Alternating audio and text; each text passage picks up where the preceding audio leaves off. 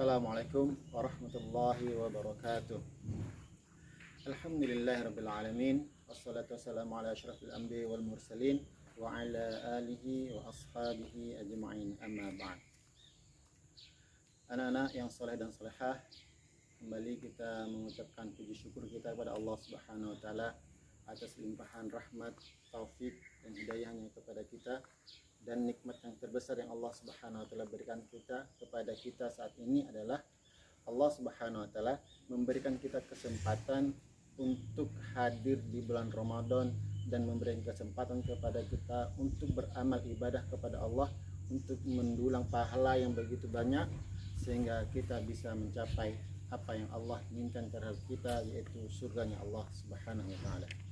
Salawat dan salam semoga selalu tercurah kepada Nabi junjungan kita, Nabi besar Muhammad sallallahu alaihi wasallam, para sahabat, keluarga dan pengikutnya hingga akhir zaman. Anak-anak yang soleh dan solehah, bulan Ramadan disebut juga sebagai Syahrul Quran atau bulannya Al-Quran. Dan nama bulan Quran ini Allah sendiri yang memberikan, sebagaimana Allah Subhanahu wa taala berfirman dalam surah Al-Baqarah ayat 185, Syahrul Ramadan alladzi unzila fihi al-Quran. Jadi Ramadan itu bulannya diturunkannya Al-Quran oleh Allah Subhanahu wa taala. Jadi anak-anak yang soleh dan solehah, karena Ramadan ini adalah bulannya Quran, maka seharusnya kita adalah menjadi orang-orang yang harus mendekatkan diri kita terhadap Al-Quran. Karena orang-orang yang dekatkan dirinya dengan Al-Quran, maka dia akan menjadi orang yang mulia. Rasulullah sallallahu alaihi wasallam bersabda, "Innallah yarfa' bihadzal kitab aqwaman wa yad'u bihi akharin." Sesungguhnya Allah Subhanahu wa taala mengangkat derajat suatu kaum dengan Quran. Kemudian Allah merendahkan atau menghinakan mereka dengan Al-Quran juga. Kemudian Allah Subhanahu wa taala berfirman lanjutan dari ayat yang tadi, apa yang inginkan Allah Subhanahu wa taala dalam Al-Quran itu terhadap kita di bulan Ramadan. Allah berfirman, Syahrul Ramadan alladzi unzila fihil Quran hudal linnas wa bayyinatin minal huda wal furqan. Ada 3 poin Al-Quran yang Allah inginkan dalam bulan puasa ini. Yang pertama, dia ada sebagai huda, sebagai petunjuk dalam kehidupan kita. Yang kedua, Al-Quran menjadi bayyinat, sebagai penjelas, menjelaskan tentang hukum-hukum Allah, menjelaskan segala sesuatunya. Kemudian yang tiga, Al-Quran adalah sebagai furqan, sebagai pembeda. Anak-anak yang soleh dan solehah, bagaimana Quran menjadi huda dalam hidup kita, menjadi petunjuk dalam hidup kita? Tentu saja Al-Quran itu harus kita pahami. Kalau misalkan kita melihat turis, ya, kalau dia datang di Tenggarong, misalkan dia mau menuju ke Ladaya, kemudian dia baca petunjuk Ladaya arahnya ke Mangkurawang, tapi dia tidak paham dengan bahasa Indonesia. Tentu saja ketika dia membaca, dia tidak akan tahu kemana sebenarnya arah Ladaya. Bagaimana supaya dia memahami bagaimana untuk menuju Ladaya? Cara cepatnya dia adalah bertanya kepada orang lain. Kemudian yang kedua, dia harus mengerti bahasa yang tertulis dalam petunjuk itu. Nah, begitu juga supaya Al-Quran ini menjadi hudan dalam hidup kita, kita harus mengerti apa yang ada dalam Al-Quran. Tentunya sekarang dipermudah karena kita bisa membaca Al-Quran sekaligus dengan terjemahnya, supaya kita bisa mengerti. Jadi kalau kita membaca Al-Quran, jangan hanya sekedar membaca tulisan Arabnya, tapi kita juga harus membaca terjemahnya agar kita mengerti apa yang Allah inginkan terhadap diri kita. Yang kedua, Quran itulah bayyinat, sebagai penjelas.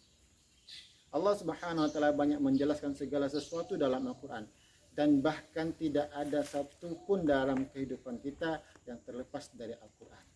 Maka itu kita harus mempelajari Al-Quran tersebut. Yang terakhir, Quran adalah sebagai furqan. Tentunya seorang ahli Quran, dia akan berbeda dengan orang yang tidak ahli Quran. Seorang ahli Quran, dia akan menjalani kehidupannya, apapun yang ia tidak ketahui, maka dia akan bertanya kepada Al-Quran. Beda dengan orang-orang yang tidak ahli Quran, ketika dia bingung menjalani kehidupannya, maka dia akan bingung untuk mencari orang untuk berkonsultasi, mencari orang lain untuk bertanya dan lain sebagainya.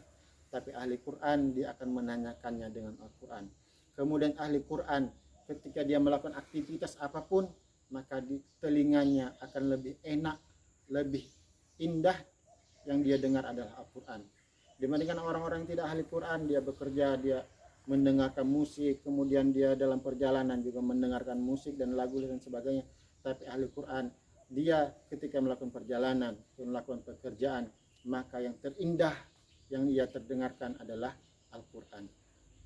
Anak-anak yang soleh dan solehah, Al-Quran adalah sesuatu yang mulia. Maka apapun yang ditempelkan dengan Al-Quran, maka dia akan menjadi mulia. Tahukah kalian kenapa Lailatul Qadar itu adalah malam terbaik di sepanjang tahun? Karena dalam malam Lailatul Qadar itu Allah Subhanahu wa taala menurunkan Al-Quran. Kemudian kenapa bulan Ramadan adalah bulan terbaik di antara 12 bulan? Karena di bulan Ramadan itu Allah Subhanahu wa taala menurunkan Al-Quran. Kemudian kalau kita bertanya kenapa Nabi Muhammad sallallahu alaihi wasallam menjadi nabi terbaik, nabi yang paling mulia di antara seluruh nabi yang Allah Subhanahu wa taala utus? Karena Rasulullah Muhammad sallallahu alaihi wasallam adalah nabi yang menerima Al-Quran. Bukanlah Rasulullah sallallahu alaihi wasallam bersabda, khairukum man ta'allama al-Qur'an wa 'allamah. Sesungguhnya orang yang terbaik di antara kalian adalah orang yang belajar Al-Quran dan yang mengajarkannya. Jadi apapun kehidupan kita, kalau kita tempelkan dengan Al-Quran, kita landasi dengan Al-Quran, maka kita akan menjadi orang-orang mulia di sisi Allah Subhanahu wa ta'ala. Maka bacalah Al-Quran di bulan Ramadan ini, karena memang bulan Ramadan adalah bulannya Al-Quran. Dekatkanlah diri kita dengan Al-Quran supaya kita mendapatkan kemuliaan sebagaimana Allah Subhanahu wa taala memberikan kemuliaan itu kepada kaum terdahulu yang mereka sangat mendekatkan diri mereka dengan Al-Quran sehingga kemuliaan pun Allah berikan kepada mereka. Barakallahu fikum. Assalamualaikum warahmatullahi wabarakatuh.